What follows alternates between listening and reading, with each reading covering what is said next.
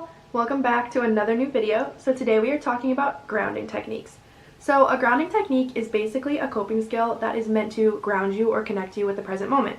And these are really common coping skills used with disorders such as PTSD, anxiety, or dissociative disorders. So I came up with 50 different grounding techniques that you could possibly use. Obviously, you would just pick like maybe several of your favorites. Put your hands under running water. How does it feel? Does it feel different on each hand? Maybe try switching the temperature around. Pay really close attention to how it feels. Pick up items near you. What is their shape, texture, color? What do they feel like? Take deep breaths. Take long, slow inhales, long, slow exhales. Maybe even repeat a simple mantra to yourself while you're doing it, such as I am breathing in and I am breathing out. Eat or drink something slowly, focusing on how it tastes or feels inside your mouth. Take a walk. Maybe even count your steps, though I do caution this with saying maybe don't do this if you have OCD or another disorder that sort of focuses on repetition a lot. Hold a piece of ice. How does it feel? How long does it take to melt? Savor a scent. Spray your favorite perfume, cologne, essential oil, or room spray. Stop and just listen to your surroundings. Can you hear traffic, animals, your overhead light buzzing? Try the 5, 4, 3, 2, 1 method. 5 things you hear, 4 things you see, 3 things you can touch, 2 things you can hear, and 1 thing you can smell. Play a memory game. There's a bunch that you can find online. Maybe you can even download an app to your phone. Think in categories, maybe animals, ice cream flavors, colors. Come up with as many as you can.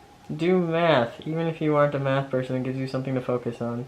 Can even be as simple as counting down from 100 or doing multiplication tables. Recite something, maybe a favorite poem or a beloved quote or a passage from your favorite book. Make yourself laugh. Look up funny jokes on the internet or watch a funny YouTube video, maybe a TikTok compilation. You can try an anchoring statement. These are really, really popular. So for me, it might be like, my name is Liz, I'm 21 years old, I'm filming a YouTube video, I live in blank city and blank state, and today is blank date. You can also talk about what you're doing, so I could say I am filming a YouTube video. Just keep adding details, maybe talk about the weather until you start to feel calm and more grounded in reality again. Visualize a daily task that you enjoy doing. Describe a common task in great detail. Picture yourself leaving your negative feelings behind. Maybe visualize yourself rolling them up and putting them in a box to take a look at a date or time, maybe even with a professional. Describe what's around you. Picture the voice or face of someone you love. Repeat a compassionate phrase to yourself, such as, I'm having a rough time, but I am moving through it, or I'm strong. List your 3 favorite things in a variety of categories, such as TV show, song, movies, bands, books, whatever. Visualize your favorite place and describe it in detail. Plan an activity to do later on when you're feeling better. It could be alone or with a friend. Touch something comforting, whatever that happens to be for you. Listen to music. Read the news, either an in-person newspaper or an online one. Take close attention to the date. And if you're feeling anxious or upset, maybe skip over the bad news. Lots of online news sites even have specific tabs for happy or positive news. Change position. Go into a new room and notice the details of it. Watch TV, watch YouTube, listen to a podcast. Listen to your own voice, especially if you are alone. Pick up a book and read a passage from it out loud. Look in the mirror and notice what you see. Don't be negative, just try to be neutral about it. Maybe try to make different facial expressions. Journal. Write down what you're feeling in this exact moment. Take a mindful shower, noticing all the different sensations. Send an email or text. Look outside and count what you see, such as cars, trees, or birds. Exercise. It could just be a few yoga poses in your room or a few jumping jacks. Try to analyze your triggers, maybe writing them out. This is especially helpful if you're in therapy or planning to be in therapy soon. List the furniture in your room. This can be helpful, especially if you tend to lose bearing of where you are. Next time you're feeling this way, you can even go back and look at the list and sort of identify which room of your house you're in.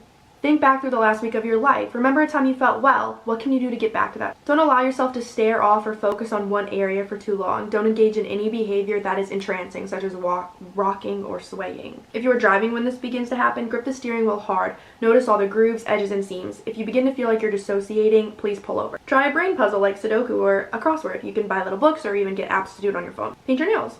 Go down the alphabet and list names for each letter. Try counting by 3s or 7s, see if you can get to 200. Organize one of your desk drawers or your closet shelves. If this state was triggered by a nightmare, write down the surface level plot of the dream. And lastly, enlist help from a professional. Just some final tips to help you get started. The first is you're going to need to practice. These might not come easily at first, and it might take a few times to really get the hang of it.